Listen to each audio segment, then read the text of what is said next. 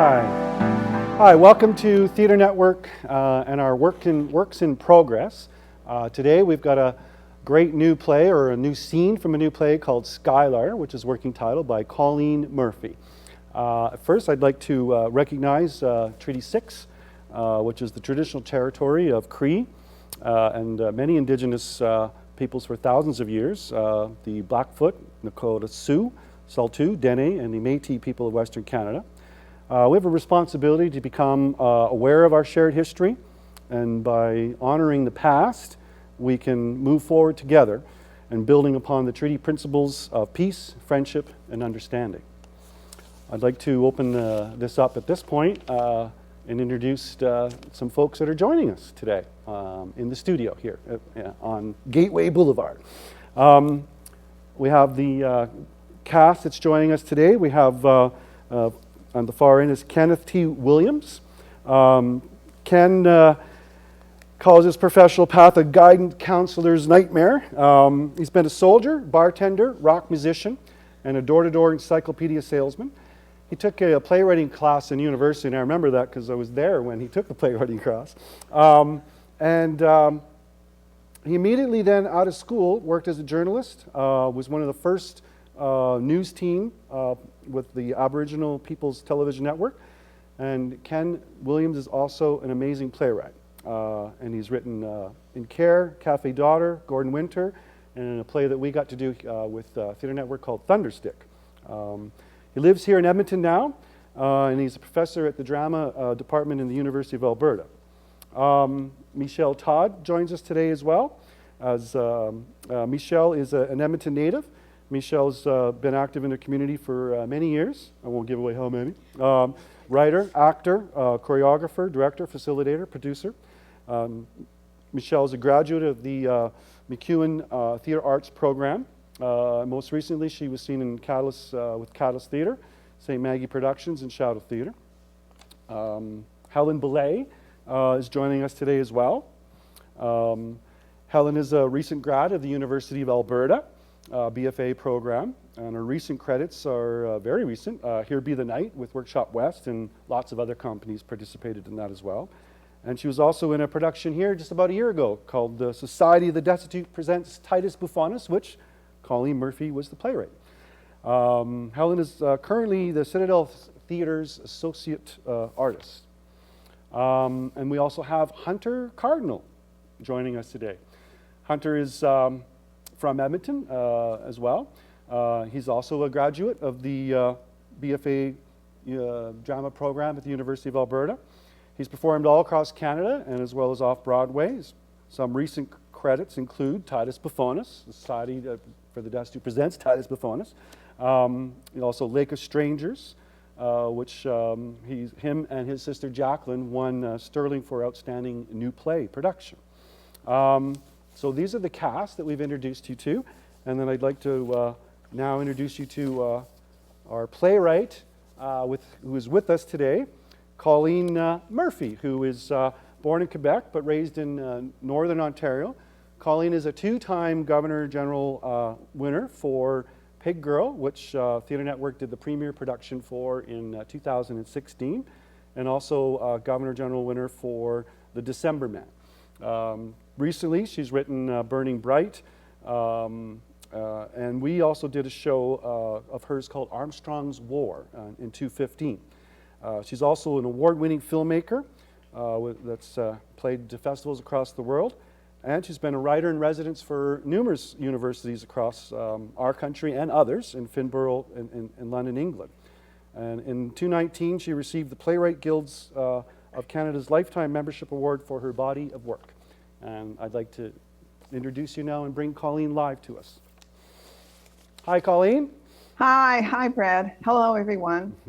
I'm here in Toronto, and I'd like to acknowledge that the land that I live and work on has been the site of human activity for more than 15,000 years. We are within the treaty lands and claimed territory of the Mississauga of the Credit. This land is also the traditional territory of many nations, including the Mississaugas of the Credit, the Anishinaabeg, Chippewa, Huron-Wendat, and the Haudenosaunee peoples, and is now home to many diverse First Nations, Inuit, and Métis people. And I'd like to recognize the contributions Indigenous peoples have made, both in shaping and strengthening this community in particular, and our province and our country as a whole. Oh, awesome. Thanks, Colleen. So today we're here to, I guess, talk and share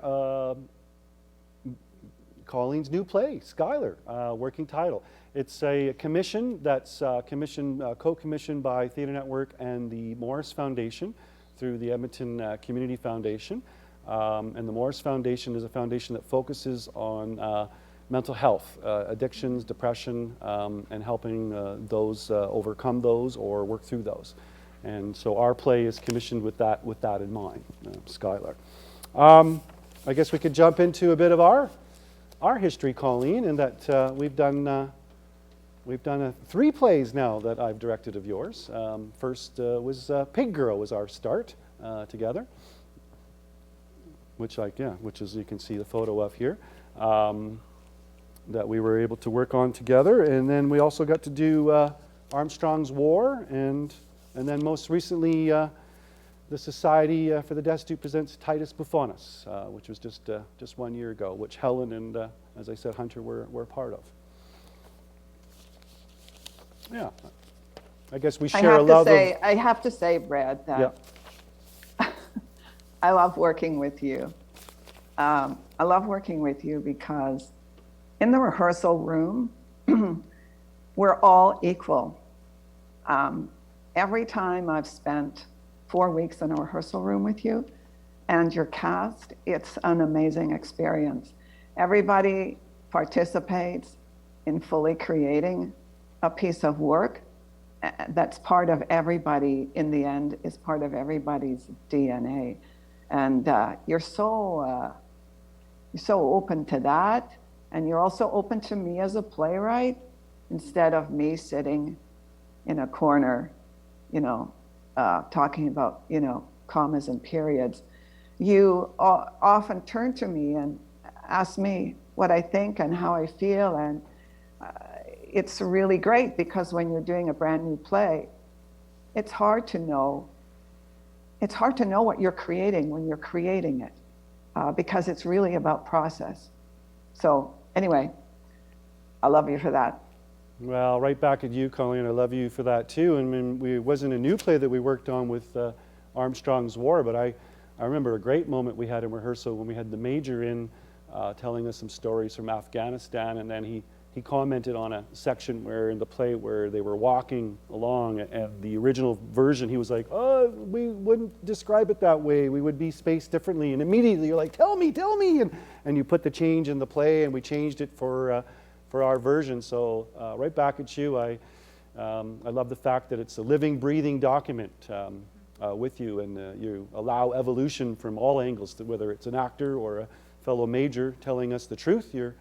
You want that in your plays, and I think that makes you gold to work with. So that's what we're all after, is a little bit of human truth.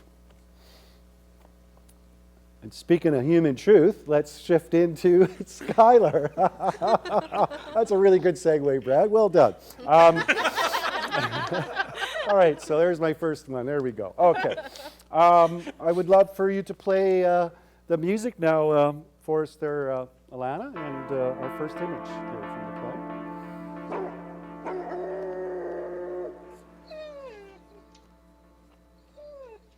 I think there's a little barking with that.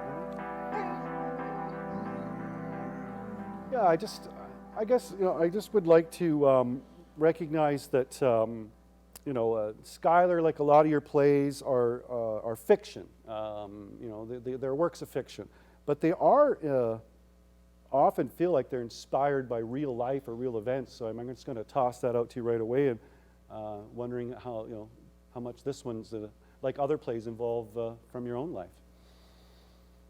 Well, I once read, there was an interview with Kenneth T Williams in the Paris Review, and the interviewer had asked him if his plays were autobiographical.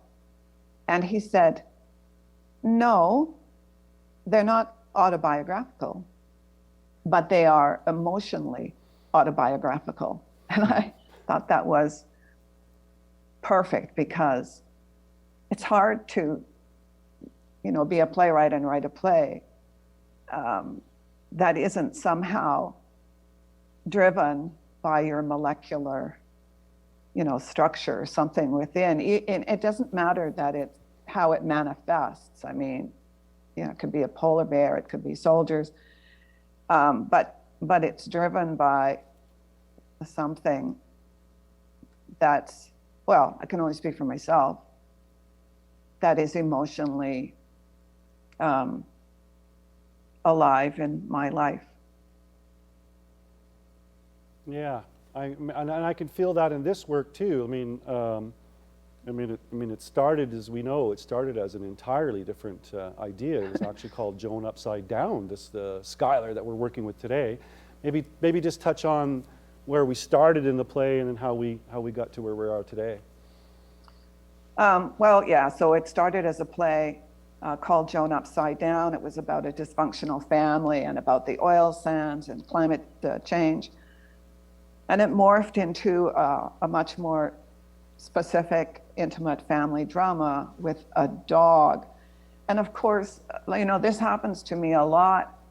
An idea will fly out of my head, but it's just an intellectual idea, and it's not connected to something in me. And so Joan Upside Down was an interesting idea,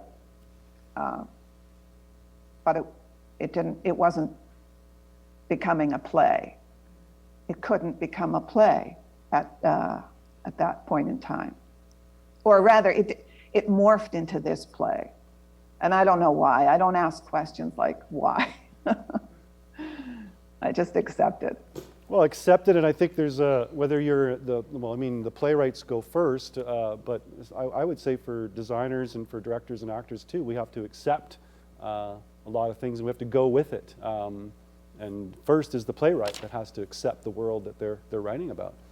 And if it changes and evolves, then and I respect that. I think that makes it richer, because I know in terms of the beginnings of Joan Upside Down, there's still a lot of those early, like you would say, more of the intellectual ideas are still in there, but now they've become more embedded in a real emotional family world.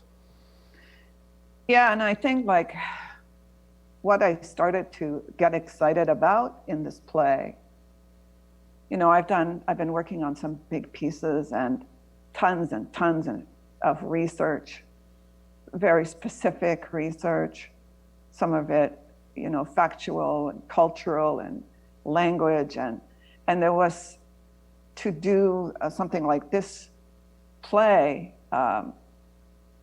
which is very much something I know, the class of it anyway, was very much a relief from not having to do the research. Oh, because you lived the research.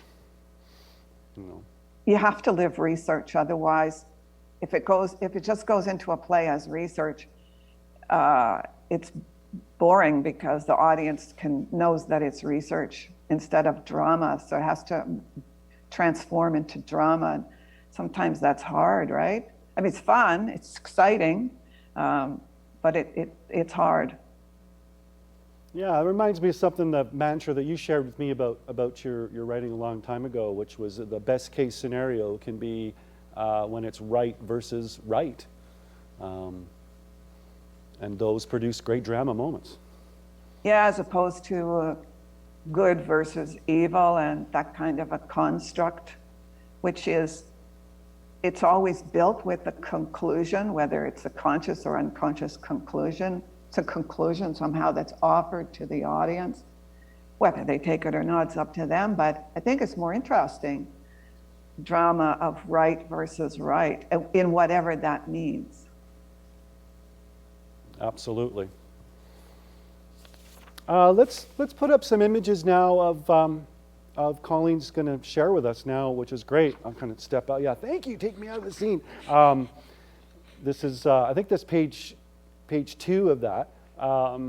But Colleen, maybe you want to talk a bit about, your handwriting and blocking stuff up and and your process a bit. Share that with us a little bit.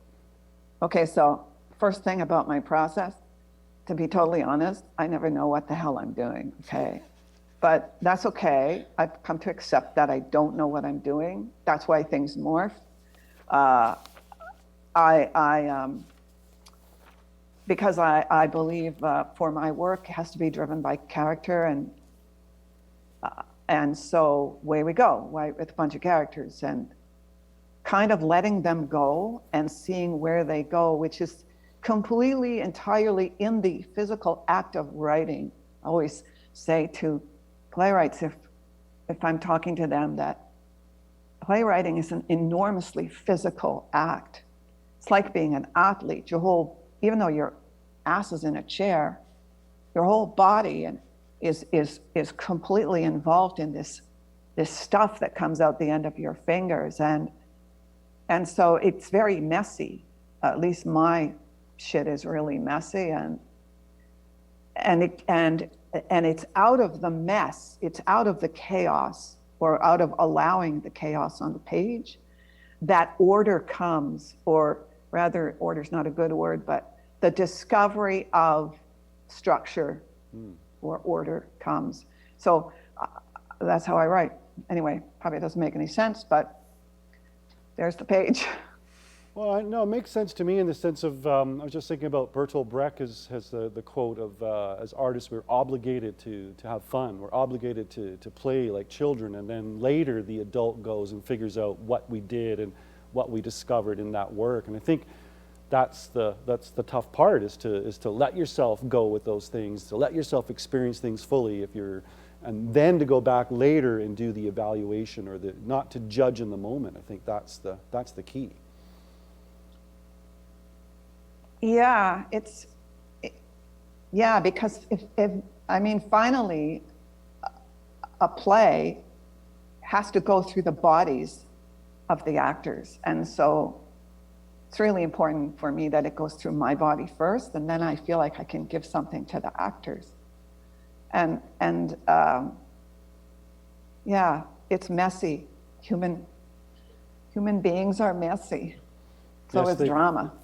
Yes, they are messy. That's interesting that you talk about in your body, because I have to say, as a director, I don't sit and read plays. I actually walk around with them when I read them, because I am trying to feel what those characters are experiencing. So it's pretty obvious when I read your plays, they really move me. So because that's the work that you've done, that I'm picking that up too. I think it was Judith Thompson who first told me the quote of Tolstoy. And Tolstoy apparently said, "If you don't laugh and cry at your own work, why would you think that other people would?" Wow. And so that thing of being moved, being open to being moved while you're writing something, or something that's funny, even though I never find anything funny, but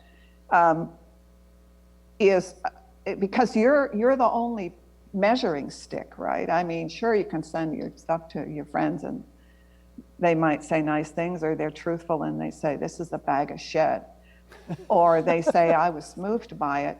But you're me, I keep saying you, but it's me. I try to use myself as my own measuring stick, which of course comes with a built-in bias. Well, absolutely. We all got our own built-in biases, absolutely, and it's part of our job is to overlook those, or understand, not overlook, but understand them maybe, so that we can understand them better in others as well. I think let's move to sharing the play at this point. I'm going to just set the scene here a little bit, folks. Just to go back with our cast, Kenneth T Williams is going to be playing Winston, who's the dad. And then we've got Michelle Todd, who will be playing Violet, who is Winston's partner, second wife. Helen Boulay is playing Emma, who's the daughter of Violet and Winston. And then Hunter Cardinal is playing Winston's son from from a previous marriage. And then I'm going to set the scene here a little bit. SKYLAR by Colleen Murphy. Scene 1. The family's shabby living room has an entrance to the kitchen and one to the hallway. The coffee table sports a TV, remote, a centerpiece made of colored plastic flowers, 2 brightly wrapped gifts and a card, a bookshelf with some fake plants, bird ornaments lean against the back wall. There's a TV, pictures hang on the wall, a painting of a romantic scene, a certificate, some family photographs. A dog's well-chewed rubber toy is on the floor, as well as an electric fan in the box that it came in. Winston languishes on an old lazy boy. A newspaper on the floor beside him. An open case of beer rests behind his chair. Enter Emma with a backpack carrying a thick brown envelope already opened. No one better touch this. It's dangerous like plutonium. Eh? Just kidding. It's non-pathogenic, which means it won't cause a disease. Eh? It came in a special package in the mail. See? Freeze-dried Staphylococcus epidermis bacteria. What's you talking about? It's for the dog saliva experiment for Miss Bailey's class. Eh? For biology. It was supposed to be here last week. Now there's barely enough time because it's due Monday. Where's the paper? See? 5 petri dishes, and they each contain sterile agar. Okay, here's a good place to put it. Don't go moving stuff around. I need a flat surface to lay them out on. You seen the paper? Open 1 petri dish and inoculate it with a few grains of freeze-dried Staphylococcus epidermis bacteria placed in different areas of the petri... Oh shit, Q-tips. Who finished the raspberry jam? Where's my paper? 1 for Axel, so 1, 2, 3, 4 Q-tips. Mom! Enter Violet. Who ate the jam? You seen my paper, Vi? It's by your foot. Other side. Where's your Q-tips? Who ate that jam? Emma? Not me. Winston? What?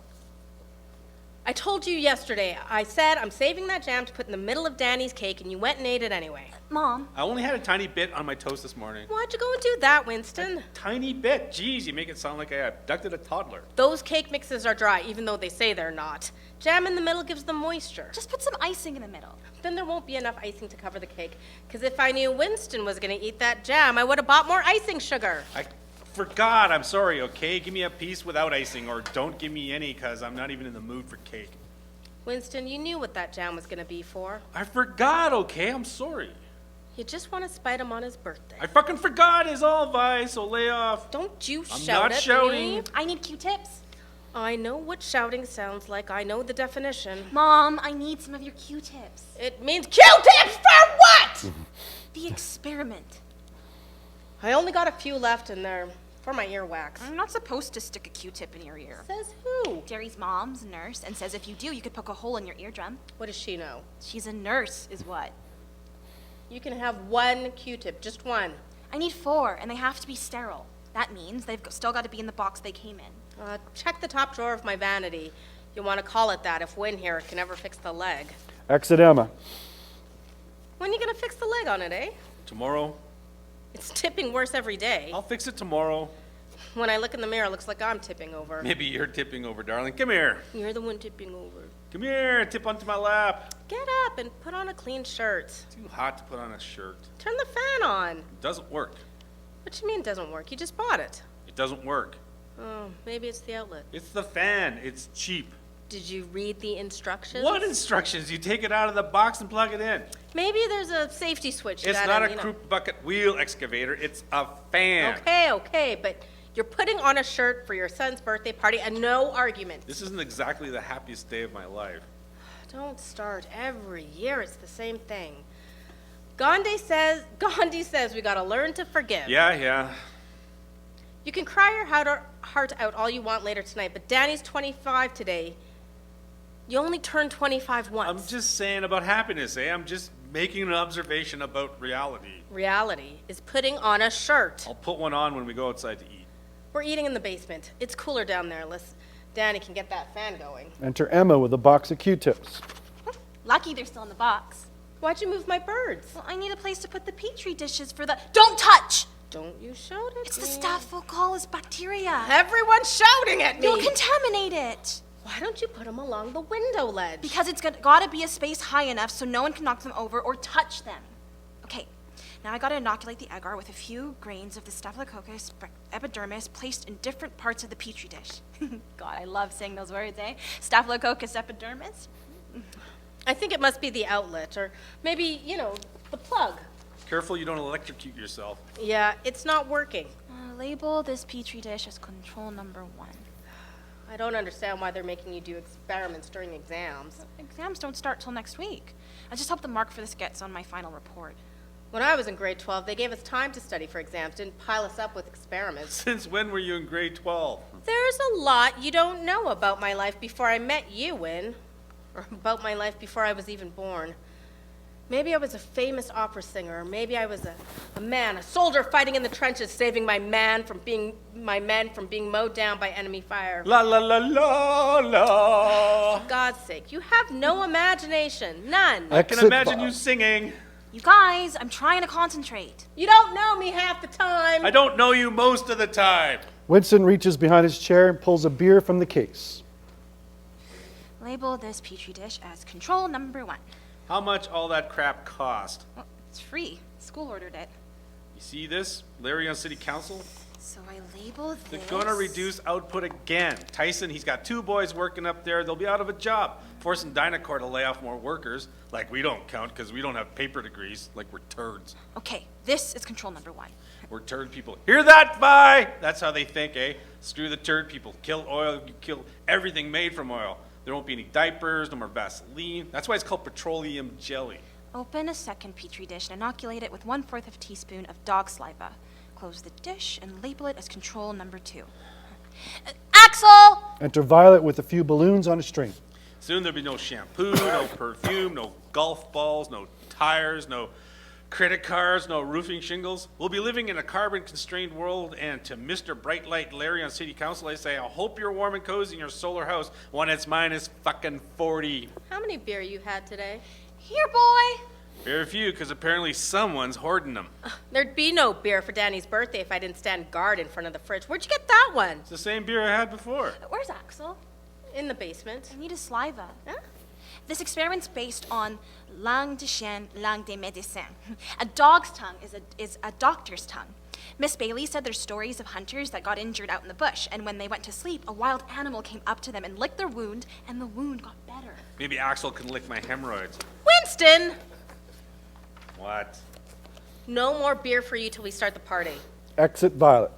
Did you know that in Egypt, in like the 7th century BC, there was a dog god named Anubis? And dog is God spelled backwards. Why can't you be normal? Pardon? Act like a normal 17-year-old girl, have boyfriends, put on makeup, scream at your mother. Normal is whatever exists in nature. See, just saying that proves you're not normal. I scream at Mom. I have a boyfriend. Who? Noah. No, who? Not Noah Lipinski. Yeah. He's a boy and he's a friend. His dad's a cow-kissing communist. You know that, eh? So what? He doesn't eat meat, doesn't eat chicken, never tasted KFC in his life, bragging like he won the Olympic climate change medal. Save a tree, save a friggin' moose. Noah's not my boyfriend. He's my friend. Save a deer, save a trout. What's the matter with you, teasing Emma like that? She can have whatever friend she wants. It's hardly your business. Noah, he's nice. Comes into the restaurant once, twice a week. He'll probably order flower petals with a side of stems, because you know what? You know what, Vi? He usually gets the 3-bean salad. Everything in nature is natural. It's normal is whatever exists in nature. And Axel's gonna prove that dogs can kill humans. I'll believe it when I see it. I'm wrong. Noah usually orders the tuna melt. But dogs are smart, Dad. The tuna melt on brown. Some of them are trained to sense when a kid's gonna have an epileptic fit, and they can smell cancer on people. Sure. It's true. And there's companion dogs for old people, seeing eye dogs for the blind, ESAs, that's emotional I support. smell fish. You're smelling fish sticks. Exit Emma. Fish sticks? You said you didn't want wieners, you wanted fish sticks. I wouldn't mind a wiener. Well, I made you fish sticks because this morning you said you weren't in the mood for hot I dogs. wouldn't mind both. Now you tell me. Enter Emma. Where's Axel's leash? Dunno, Daddy had it last. He's gotta stay still while I swab him. Go put your present on the coffee table. I have to wrap it still. We'll make a little gift pile by the balloons. He'll open his presents here, and then we'll have supper and cake. Exit Emma. What'd you buy him? It's a surprise. Money? It's from both of us. You put money in that card? I said it's a surprise. I'm made of money, $29 for crap that doesn't even work? Take it back to the store tomorrow. piece of shit. I feel like stepping on it. How come Axel won't come? Probably because I gave him shit when I got home. Enter Emma with a reluctant Axel. Come on, boy. What'd he do? Caught him in the peonies. Those things are good as dead anyway. That's because you didn't water them. You're supposed to water them at dusk. Tonight. Tonight, tomorrow, next year. He probably just saw his ball under the flowers. He was wrecking my peonies, chewing them.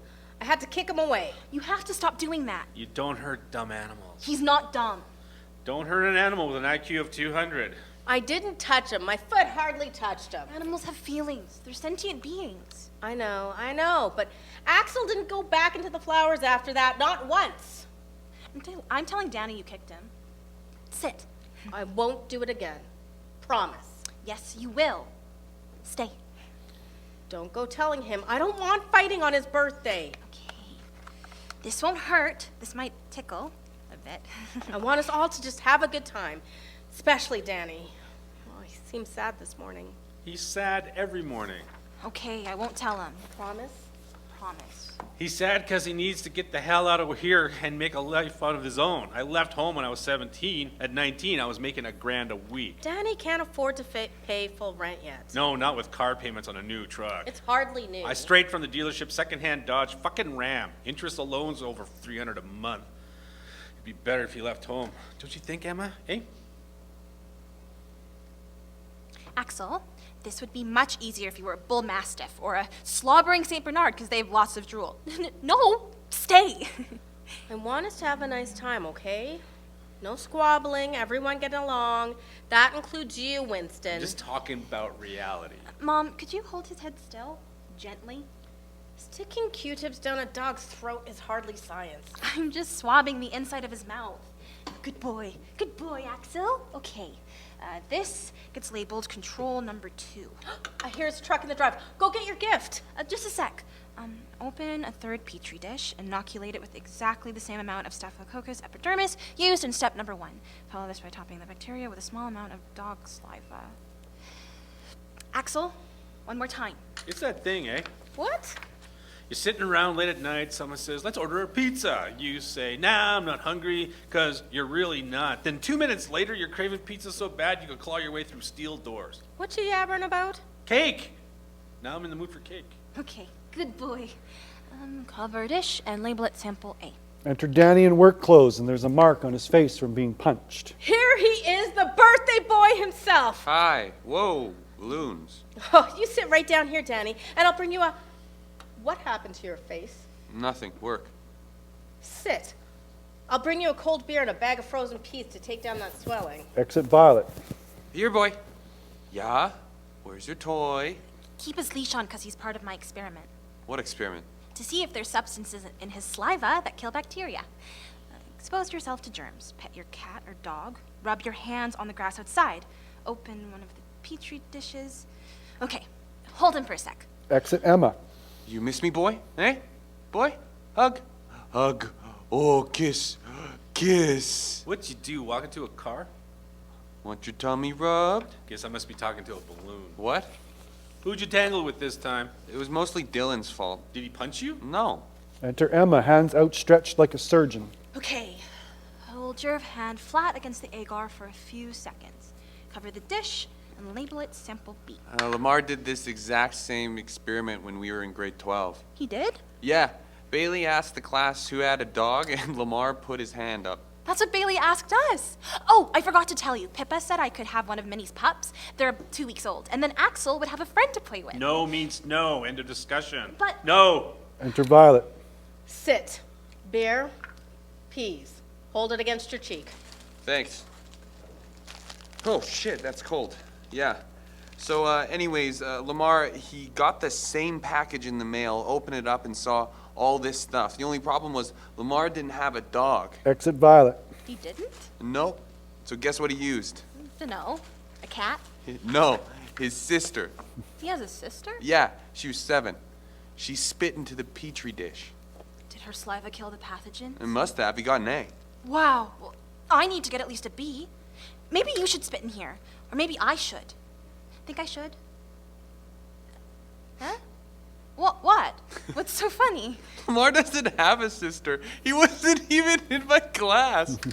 I knew he didn't have a sister, shithead. You fell for it, Emma. Lying fucking shithead asshole. Hey, easy. It's Danny's birthday. Yeah, it's my birthday. I'm gonna get you back. When you least expect it, I'll get you back real good. She fell for it, didn't she, Axel? Hey? Axel, come here. Repeat step number 4, but before closing the dish, add dog saliva to the areas you've touched. Close the petri dish and label it sample C. How come Dylan punched you? Told you it wasn't Dylan. Who then? Josh Berube. Josh. Yep. Good boy. Exit Emma with Axel. Josh has got to be 6'3" at least. 6'5". He was in last week looking for new tires because he ran over a razor wire fence. Don't ask me how or where you run over a razor wire fence. So I sold him 4 tires, Michelin Pilot Super Shorts, and they're wrapped in plastic like how we get a new tire stock delivered. I mean, how am I supposed to know that they're 3 years old? Because Dylan sure as hell didn't tell me. So Berube buys them, pays full price, and I put them on his car. I could see the treads were like kind of worn, but Josh was in the shop shouting, "Hurry up, I got a hot date." So I figured new is new. And about a week later, he's booting along 63, doing 140. 2 of them pop, and he swerves into a ditch, totals his car, nearly kills himself. He got out of the hospital this morning, came into the shop, smoke shooting out of his nose, and he grabs me, he starts shaking me like, holy shit, and I punch him one, and then he lands one on me. Got so dizzy I fell over, and Josh grabbed my legs. Dylan was screaming, break it up, but like, lots of places do that, eh? What, fight with customers? Sell used tires, telling customers who don't know the difference, think they're new because they're wrapped up pretty.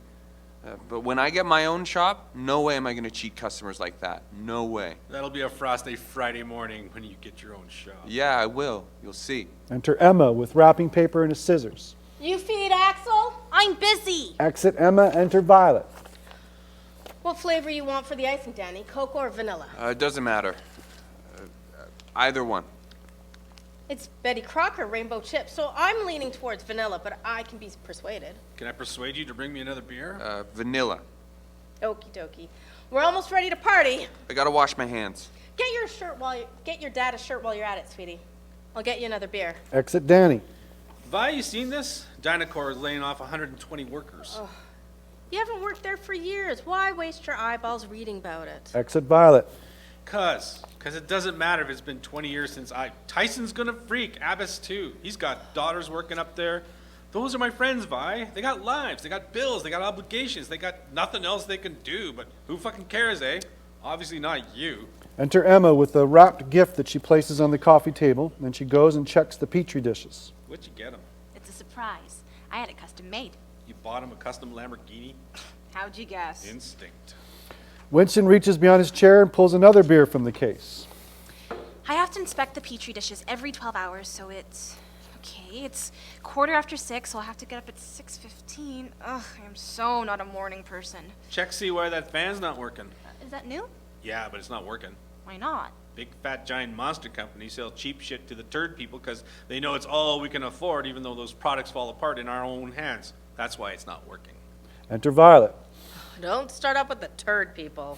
Maybe the outlet's broken. Enter Danny with a clean shirt and carrying a shirt for Winston. Oh my, Danny, don't you look spiffy? Here's your shirt, Dad. Those peas helping your face? Yeah, feels much better, yeah. Okay, open your presents. Mine first. Hold your horses. Pass the paper. You should have pounded the crap out of Josh. Those tall guys, you gotta forget about punching them in the head and just go straight for the legs or livers. If today is your birthday, a Gemini is characterized by twins, so you have 2 different sides you can display to the world. Clever and charming, you are also prone to wild mood swings. With the sun in hard aspect to Mars, you should watch for impetuous behavior. This year, your finances will be good. You're on a winning streak. Winning streak, gotta love that. You can always be counted on to open your heart to your love partner. And if you're single, this might be the year for wedding bells. Woo! Wedding bells! Don't hold your breath. Open mine first. No, open our card. Here. Whoa! Nice, crisp $50 bill. 25 each from me and your dad. Read the card out loud. Read what Winston wrote. This is the best Tim of your life. Time. You are an amazing son. Happy 25th birthday to little kid turned man. Enjoy a wonderful day. Little kid turned man. Is that even English? That's supposed to be, what'd you write here, Win? 25 birthday to a little kid turned a man. Should be who turned a man. Who turned into a man. Here, open these. Whoa, blue earbuds. They were on sale at Walmart, only came in turquoise. Work gloves too. Very nice. They the right size? Yeah, these are solid. I remembered one of the ear things on your earphones broke, so figured you'd like a new pair. Awesome. Thanks, Vi. Dad. Yep. Open mine. I had it custom made. Cool. T-shirt. Look on the front. Whoa, whoa! Danny's Auto Body Repair, full service. Where'd you buy it? Digby's on Second. They do custom-made stuff with writing and, like, personal photos. I was gonna do a photo of Axel, but Danny's always going on about owning a shop. Thanks, Emma. I'm wearing this tonight. Okay, wieners and fish are ready. Get in there and fill your plates, then we'll go down the basement. It's some hot in the kitchen. No dinner for me. Yeah? I'm heading out to a party at Sand Lake. A birthday party? No, just a party. Hudson organized it. Bunch of us are bringing beer and some smokes and maybe go swimming, get away from the heat. But I got hot dogs on the go. There's gonna be food there, Vi. Why didn't you tell me?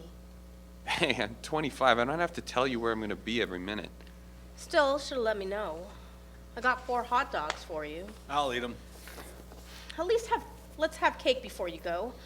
I don't have candles. Somebody bought the fan and forgot the candles. Somebody. That'll be Mr. Blaze to you, darling. Exit Violet. You should have told Vi earlier. She's been frigging around the kitchen ever since she got home from work. I'm sorry, okay? You tell her that. Em, come bring the plates. Exit Emma. And see if you can fix that piece of shit fan before you leave, else we're gonna fry in here tonight. What's wrong with it? It doesn't work. Why not? If I knew, I'd already fixed it already. It might be the outlet. It's not the outlet. I'm not sure why it's not working. Enter Violet and Emma carrying plates of cake and forks. Happy birthday to you. Happy birthday to you. Happy birthday, dear Danny. Happy birthday to you. Okay, dig in. This is good. You like it? Yeah, delicious. Yeah, Mom, it's nice and sweet and moist. I put honey in the middle. I gotta remember that next time. Not bad. I would have preferred raspberry jam, eh, darling? Very funny. What'd you do? Swallow a clown? Danny, you want another piece? No thanks. Vi, sorry I didn't tell you ahead of time about the other party. Sorry to miss the dinner you cooked. No harm done. All is forgiven. Go be with your own crowd. Okay, thanks. I'll better go get my beer from the basement. You got beer down there? Yeah, I bought a case for tonight. What kind? Keith's. Oh, shit. No wonder this tastes funny. That's my beer. I thought it was mine. Yours is in the fridge, Win. It's so dark down there. What, you can't turn on a light? Calling me a liar? No, but shit, there's only 4 bottles left. Sorry. Give me money to buy another case. You just got $50. That birthday money's for him to buy something special. Special, like getting his own fucking place instead of sponging off me? I'm not sponging, I'm working at Dylan's. Working as a grease monkey. That's not even a word anymore, like, wake up. Doing what then? What's your job? I'm an associate. Emma pulls a wallet from her backpack. Associate what? An associate. Part of the team of mechanics. Flipping tires don't make you a mechanic. son. I'm learning. I got $5 you can have. Here. Thanks, Em. I'll pay you back. I got extra tip money from work today. Look at him, shelling out to Mr. Assistant. Shut up. Don't tell your father to shut Yeah, up. don't go telling me to. You shut up! Just stop! Everyone's shouting, Mom's kicking Axel, Dad's stealing Danny's I beer. didn't steal Danny. Stop! Who promised? Sorry, just flew out of my mouth. You kick Axel again? He was eating the peonies. You're always hurting my dog. He's our dog. He's my dog. Who found him shivering under the portable at school, eh? who lured him out with a bag of Skittles like 7 years ago? Who trained him? Okay. How many times do I got to tell you, Vi? If he's into flowers, you say leave it, or you say out. You say it firmly, like you mean it, not just like you pretend you mean it. Don't you start bossing my wife. I'm not. I'm just explaining how you. Who the hell do you think you are? He's not bossing. Bossing around like... I'm not. This is why, bossing. eh? Dad, the Petri dishes. Careful. Be careful. Sit down, Winston, before you fall down.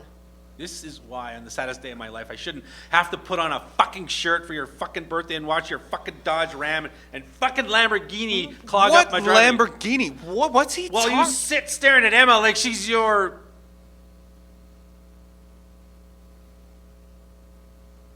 I'm going down to the basement before I boil to death. Exit Winston. Axel, here, boy. I put him out after he ate. I'm bringing him to the party with me. I won't hit him anymore. Luke's dog Champ is going to be there. So is Deb's collie. Axel can have a swim. Exit Danny. There's 10 hot dogs out there and they're all getting cold. You gonna eat or what? Yeah, in a minute. Exit Violet. Enter Danny with Axel. Good boy. You're going to see Champ. Danny, I got to get to the beer store before it closes. what Dad said before about you watching... He's drunk, Em. He says whatever shit comes into his head. He watches a crime show on TV. Suddenly there's a body in our basement. He watches Star Wars, and then he sees an alien in the kitchen. Maybe he's right. That is so sick for you to even think that he's... He's right, and you fucking know it. Exit Danny and Axel. Em, come get your hot dog. End of scene 1.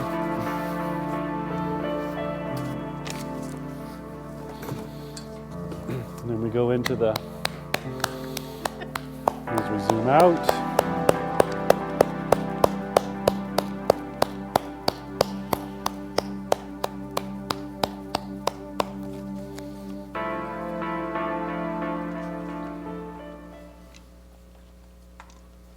That was awesome.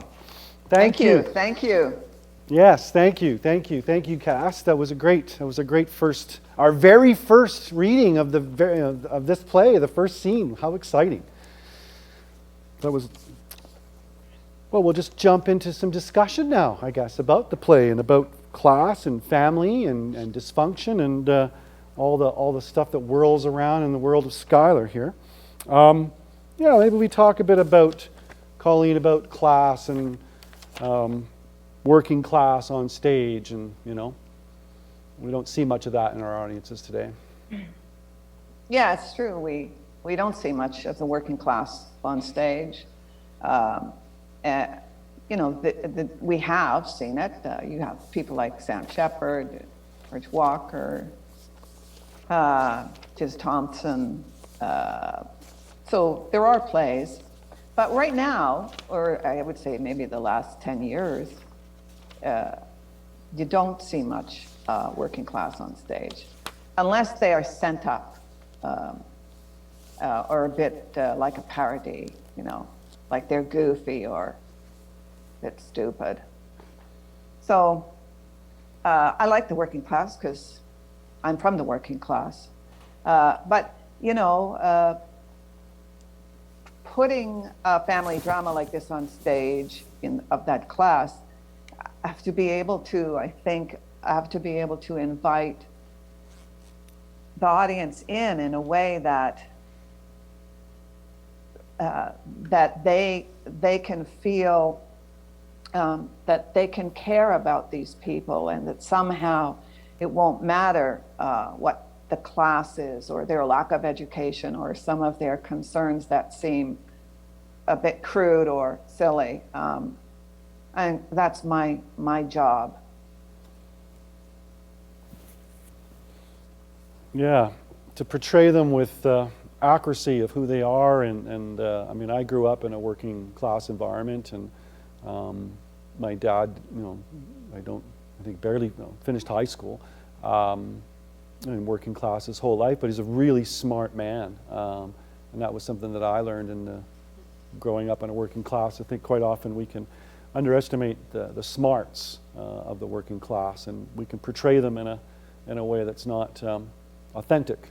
These are real smart people. They just don't maybe have the same vocabulary as people that are educated. What about characters in the Western world of playwriting and dysfunctional characters specifically, and how characters dysfunction and how they surrender to it and how it creates drama, and I guess, from that I would jump off to say what, in that bucket, what playwrights have inspired you, Colleen? Well, bunch of them, everyone from, I would say, Euripides, Ibsen, O'Neill, Miller, I particularly love Miller, Bond, Tremblay, Shepard, Thompson, Kane, Butterworth, Parks, Barker, and particularly Greek drama, because a lot of Greek drama is situated around exposing the primal feelings and urges within the family, great love and great hate, right? That's the family. Great love, great hate, and everything in between. Whether we give voice to it or not, there's a lot of rumblings in the dynamics and also dysfunction.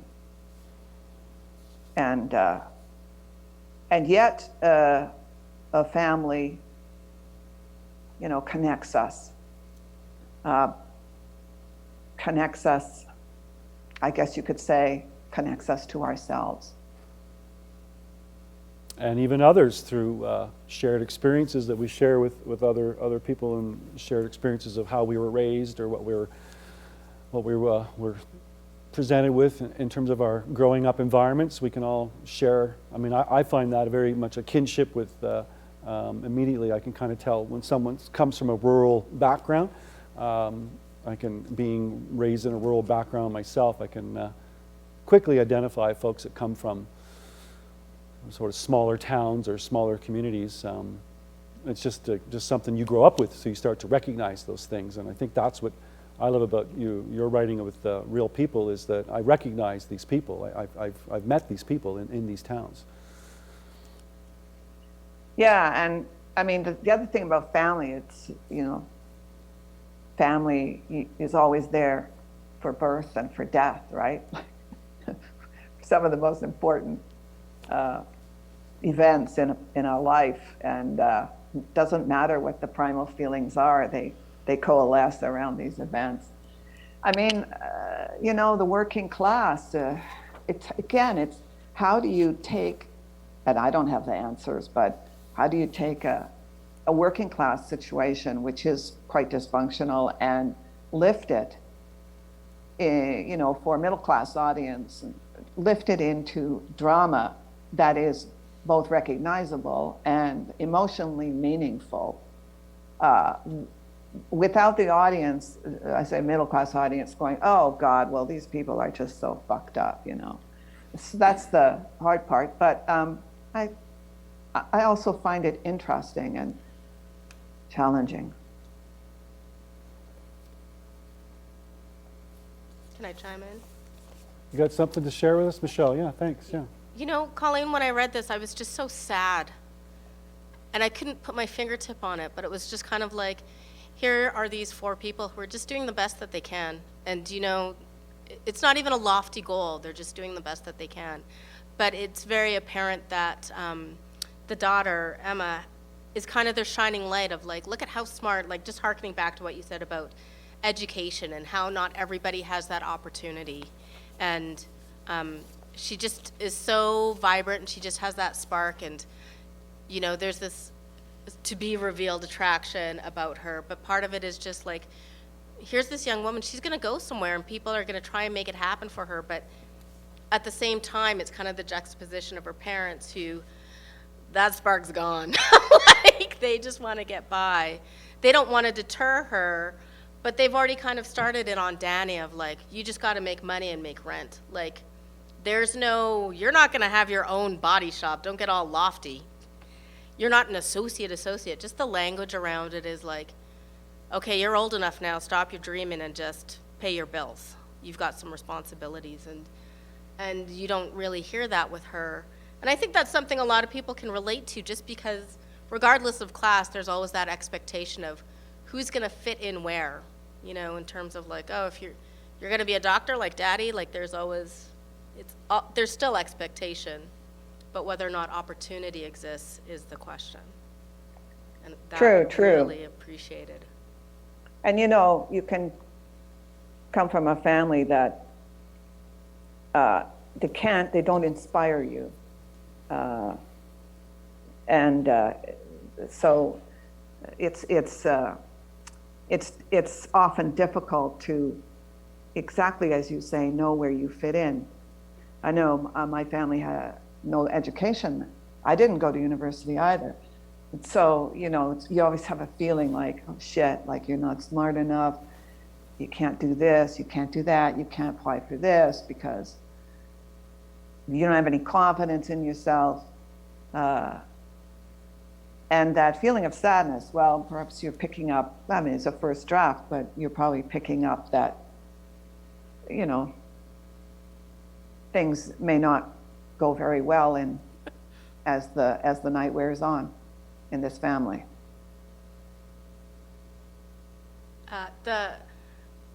I feel like a few people have hinted what they know. I don't know as much about the rest of the play, but I think it was really just that, especially for Violet, I think she really gets to that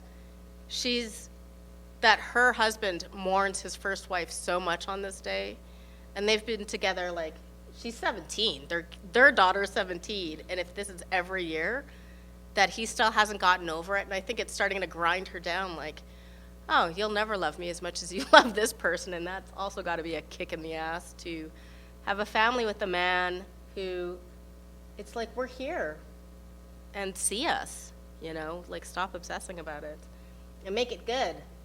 So that was great. I think that's also what made me go, oh man, to like feel that, like, there's already so much in their life that they don't get, like even a working fan, that it's just like, oh, come on, let's make something good. Let's have something good, which I think a lot of people relate to. Yeah. Not saying times of COVID, but you know.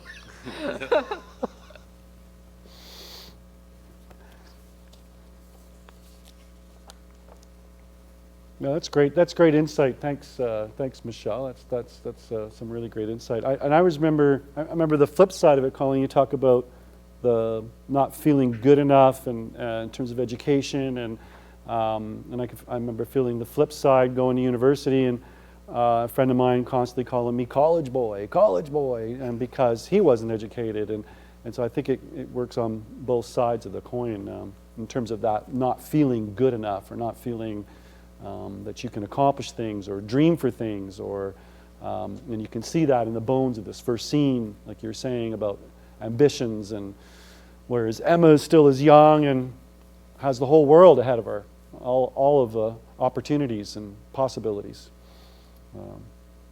which families can erode, and families also have a lot of things that they're afraid of, frankly, that they're trying to work out themselves. And I think that's what we see in this first scene. On a day that should be happy, Danny's birthday, we don't exactly see a happy birthday, do we? But we sang. I'm just kidding. What am I saying? Trying to sing it. But we're trying to sing. Sing, damn it. Yeah, I mean, and out of that too comes a lot of humor, and I think there's and that's one thing that I appreciate about your work, Colleen, that we can go into plays that have very dark things that happen, but there's always humor that you bring, or you find. Maybe you want to expand on that a little bit for us. Well, I think humor is the grease of tragedy to some extent. And I know that historically in the Western mode of drama, you know, tragedy was tragedy and comedy was comedy, and there's two different faces that manifest that. But I think it opens the heart, humor opens the heart of people a little bit. I know I appreciate it when I'm in a play. Humor that's not necessarily forced, but just is, it just happens naturally.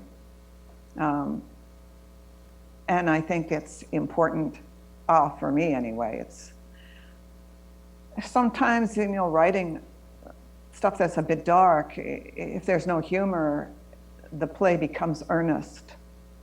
And that's a very dangerous territory, earnest and or sentimental, right? It's a minefield that one never, at least I never want to go there. I hope I never do. And humor helps me not go there, I think, hope. Well, absolutely, and yeah, and a very different playwright who's with us today, Ken Williams, but who also, I find, shares with you dark subjects, but lots of humor. And maybe, Ken, you'd like to talk a bit about humor in your writing as well, and the use of it, Yeah, I've learned a lot from Colleen, actually. I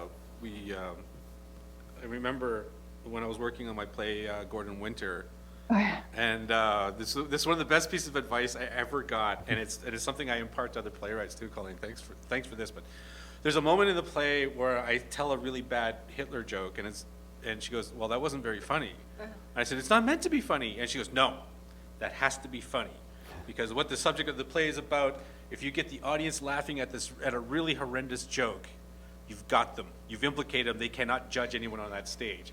And I was like, "Oh, I didn't even think of that." And so it led me to construct this really horrendous, it's a really horrific moment, but people are laughing at this really inappropriate joke that just keeps going and going and going. It sort of like strains the audience, but they're just like losing it. And again, once that happens, they can't judge this character who's entirely racist. So for me, it's that thing of not making them want to always laugh at something inappropriate, but it's about you get them to laugh, and then the juxtaposition of that moment of laughing to what the real thing is happening sometimes it sort of gives you that starkness that you need to. It sinks the dagger in more more than if you're just always like serious. Humor is a really great counterpoint to strengthen what the tragedy really is. But yeah, implicate the audience, Colleen. I'll forever be in gratitude for that lesson that you gave me. I love that play. I remember it so well. And I just remember going that you are a fellow traveler. Dark, Thank you. dark, dangerous, and funny. Thank you. Yeah, I think as a director, when I'm working on a play, I think that's probably why I'm in love with both of you guys as writers. That's what's great, is that you're wrapping your head around these difficult subjects, but then in the middle of it, there's this hilarious moment, and that's humanity. And I'd like to actually toss this over to Helen and Hunter, who were in Society Presents Titus Buffonus, which was the challenge was for us to be darkly funny.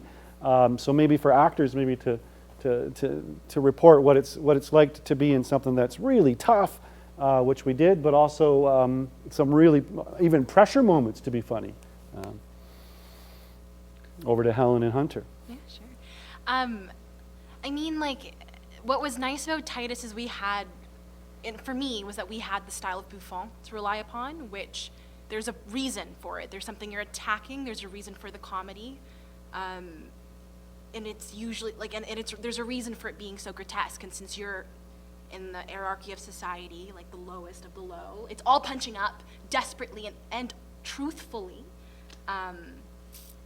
And that was what really helped me, is I knew why I was saying what I was saying, even if it was awful. Like there was one night where this man was puking, and I didn't know he was puking. I just heard the crinkling of his bag, and I absolutely went after him.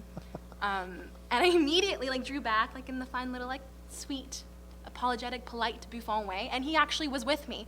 We were laughing together, and it was only later that Bobby came up to me and told me he had been puking. But because I'd stayed within the rules of the style, and everyone was with us, no one had been alienated, even though that could have been a horrifically alienating moment if I hadn't leaned into it. Yeah, what I love about that is that it kind of highlights my experience of actually, in order to be funny, because I have a really hard time with it, I had to really sink into the tragedy of the character, and through sinking into the tragedy of the character, trying to make it as real as possible, then the humor is there, but the humor is not like a jokey ha-ha. It's a recognition whereby the audience can be like, oh, that resonates for me. I remember feeling that, thinking that, doing that. Yeah. And I thought that was particularly interesting, because then you have to fight trying to be like jokey funny. And then comedy becomes the bridge, because those characters were grotesque but so human. And so through comedy, and like working from that place of tragedy, you allowed yourself to be seen as the character, and then the audience also saw aspects of themselves and their lived experience. Mm-hmm. Yeah. Yeah. Yeah, I don't know if there's any other way to go about it, Hunter. I mean, I'm going to misquote, because I often misquote everybody, but to misquote Carol Burnett, I mean, comedy is pain plus time and timing. You know, and I think that's what we all recognize first, and that's why we laugh, because we see the truth, and we see people trying to go through stuff, but then it's funny.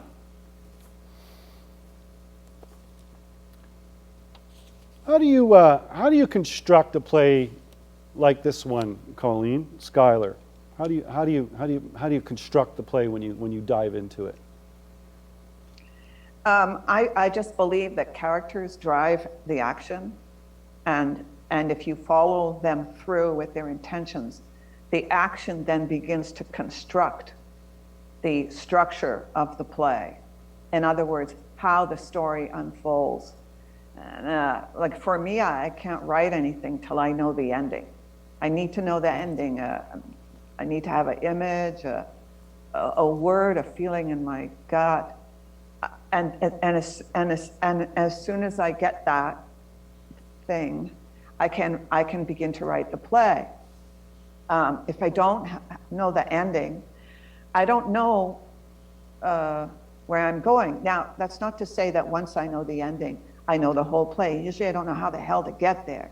But that's the work, right? That's the work.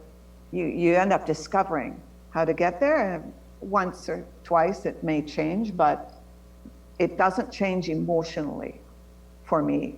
I need to know that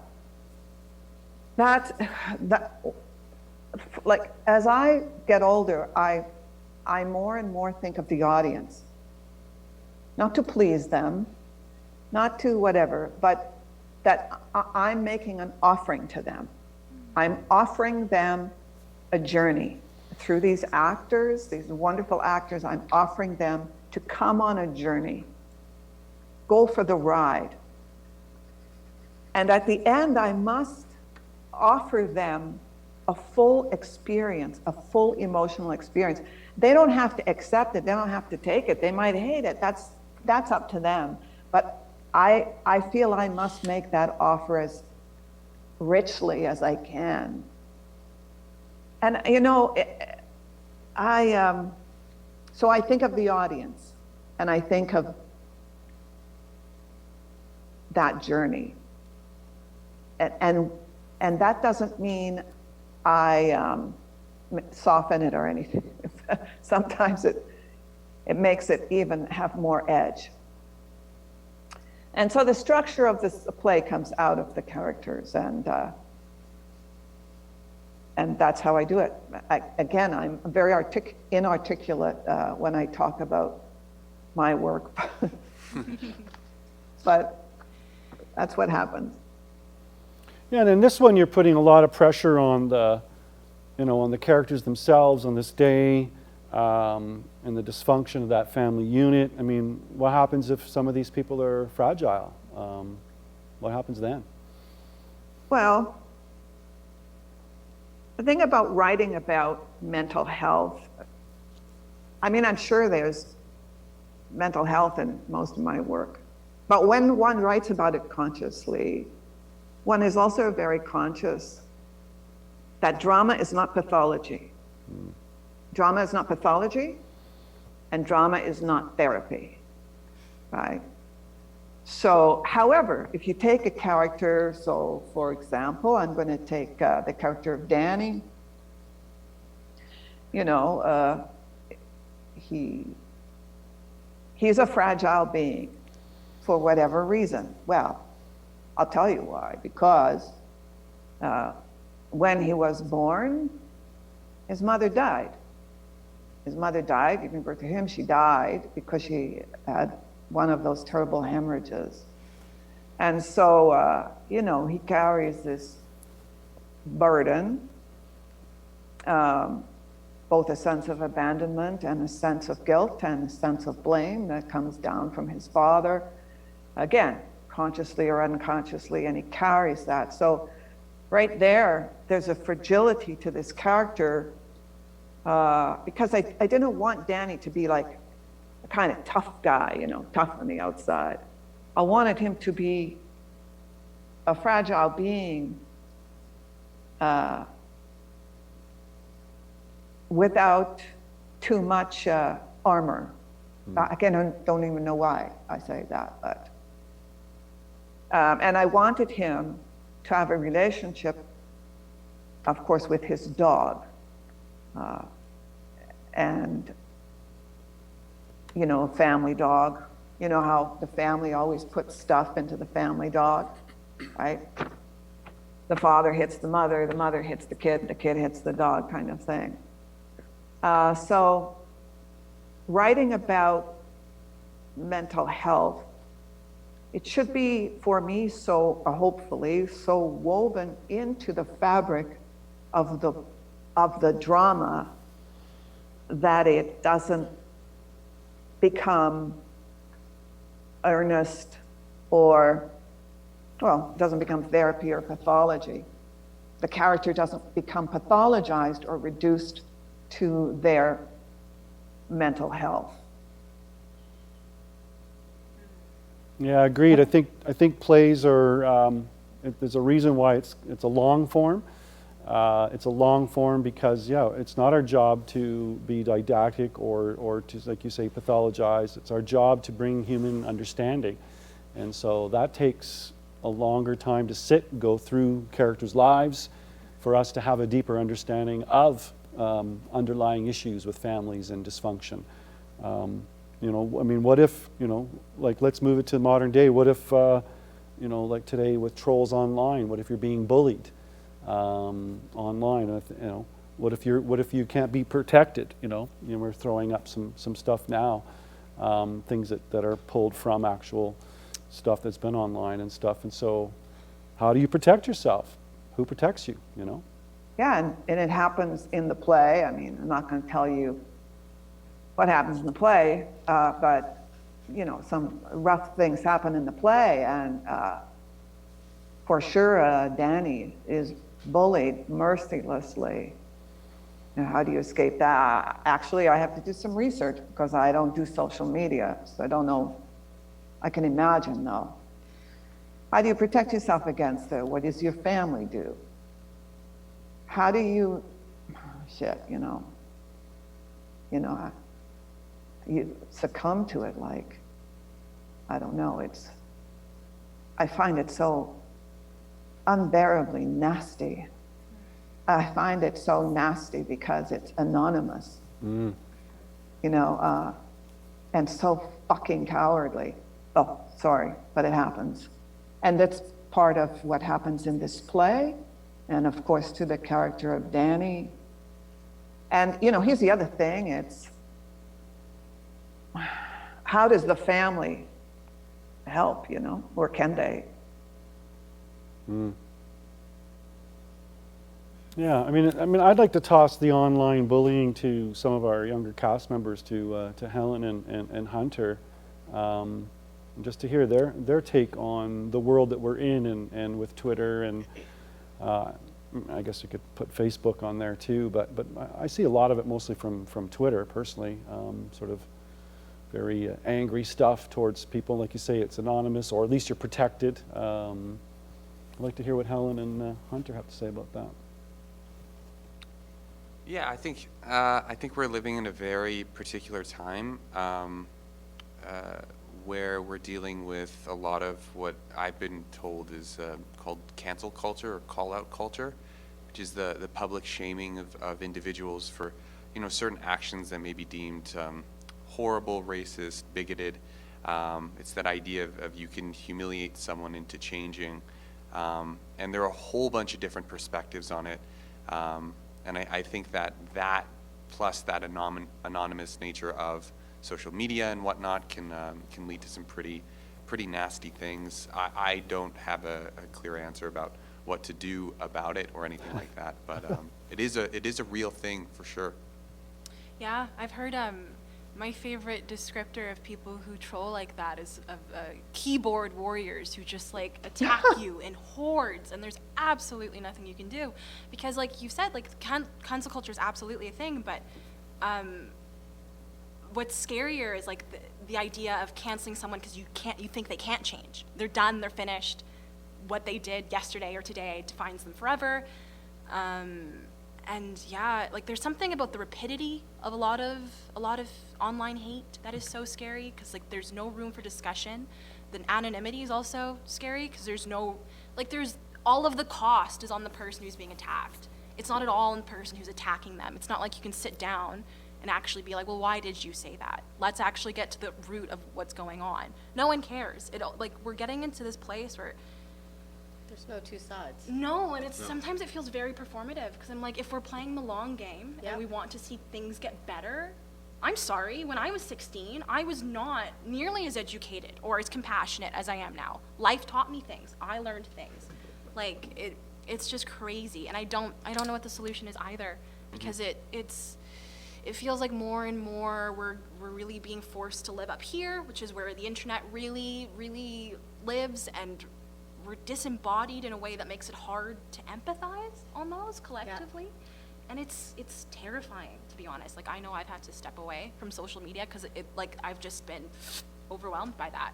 And Yeah. I'm not being trolled like And Danny. and there's also, like, just to add on to the pile of that, I think the other thing that makes it really hard to even engage in any kind of discussion with a troll is it doesn't even have to be trolled. There's sometimes a righteousness to the attack, the criticism, or whatever, but there's absolute righteousness behind it, where you cannot argue that. You can't argue against righteousness.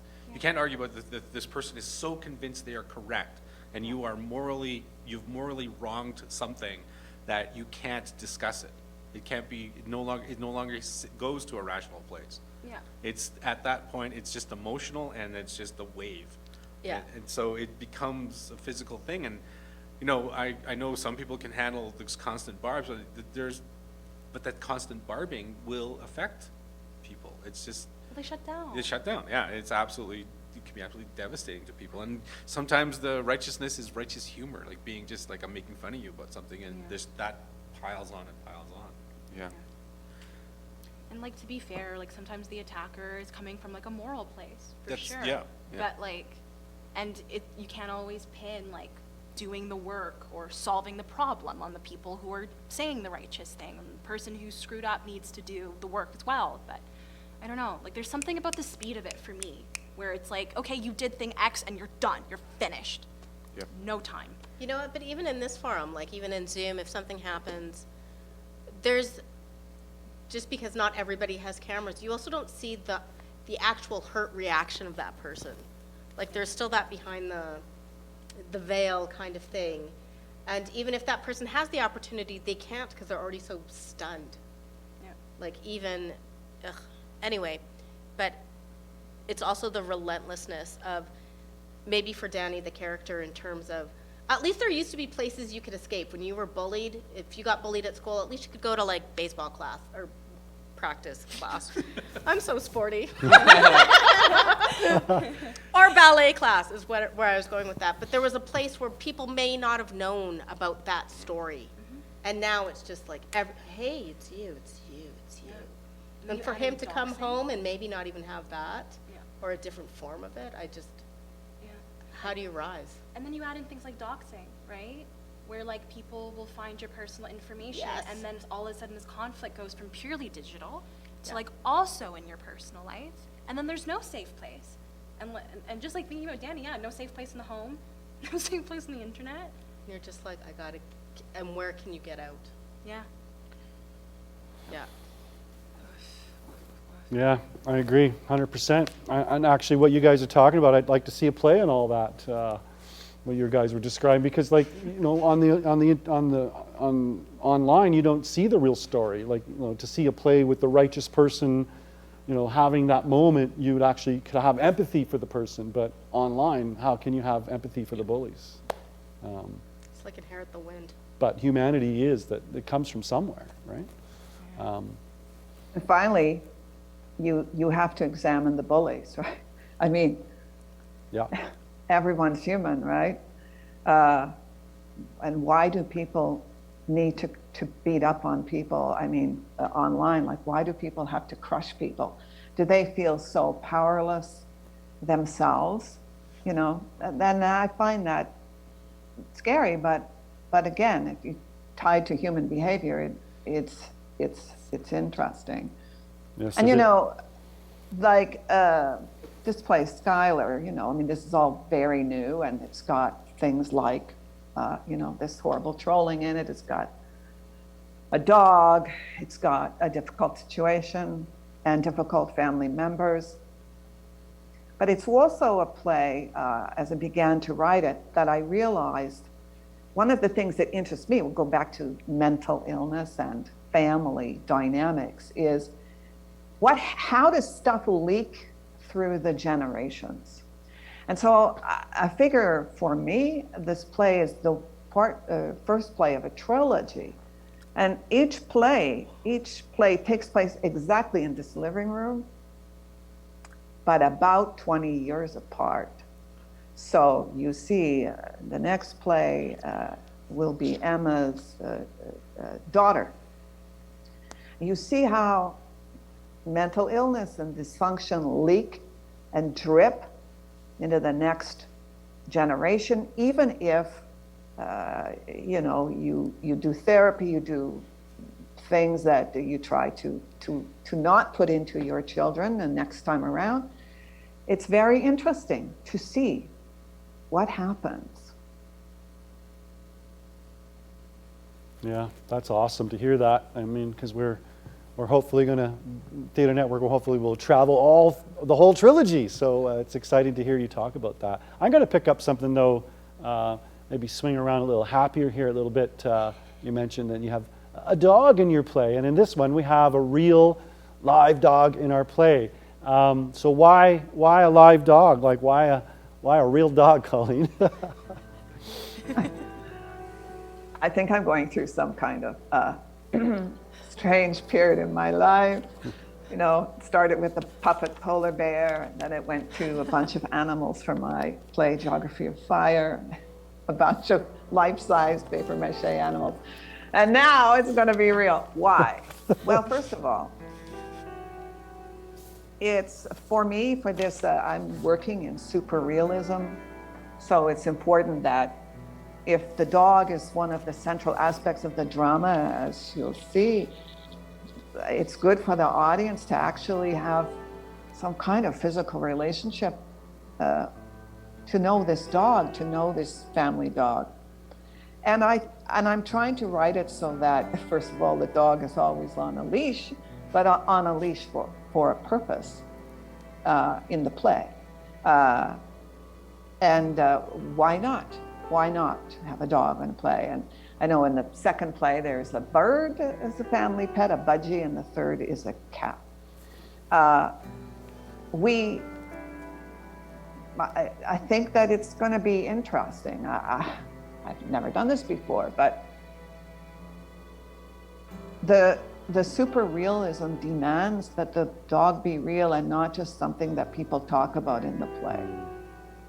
And I think it'll be interesting. I don't know, Brad, what do you think?